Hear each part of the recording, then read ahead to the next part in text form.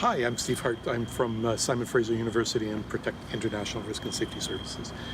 The title of my talk at CATAP was the role of mental disorder in threat assessment. And one of the things that is really important to recognize in the work that we do is that violence and mental disorder have a relationship, but it's a limited relationship. So we're always dealing with the fact that most violence is not the result of a mental disorder. That is, mental disorders relatively rarely a major risk factor in violence. And in fact, the converse is also true. Most people with serious mental disorder don't have problems with violence. Yet, we also know that the presence of mental disorder increases risk for violence. So we can't ignore it.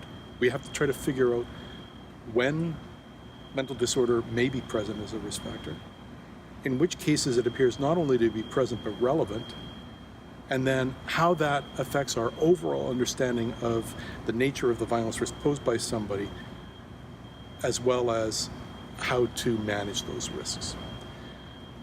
So one of the things that I wanted to do at this conference was to really dive a little bit deeper into this by looking at two cases, one of them being a British Columbia case, the case of Alan Schoenborn, who was found not criminally responsible on account of mental disorder for killing his 3 children. And I just discussed some of those details about the case and tried to show how, in fact, it was really complicated because we had Mr. Schoenborn suffering from 3 different kinds of mental disorder, which seemed to be related to different aspects of his history of violence in different ways.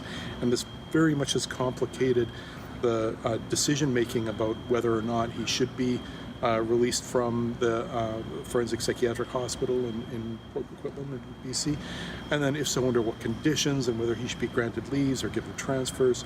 And really all the arguments come down exactly to which forms of mental disorder does he have, and how were they related to his violence in the past, and then how might they be related to it in the future. The other case I focused on was one a workplace violence case that we dealt with some years ago, and it was a case where there was actually no major problems at all. The violence wasn't serious. It mostly involved intimidation of other people. The violence seemed to be clearly related to mental disorder, but it was very limited in scope and in nature and seriousness.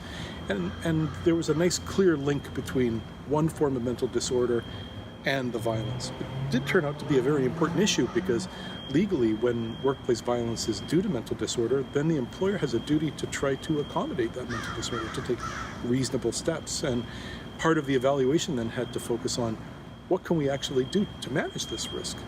And it turned out that it appeared that the risks could be easily managed by good treatment that was available and to which the person agreed to participate in. So those are 2 cases then that to me highlight the complexity of mental disorder in terms of threat assessment and threat management, and hopefully we'll try to spur people's further thinking about this issue that we have to deal with every day in our work.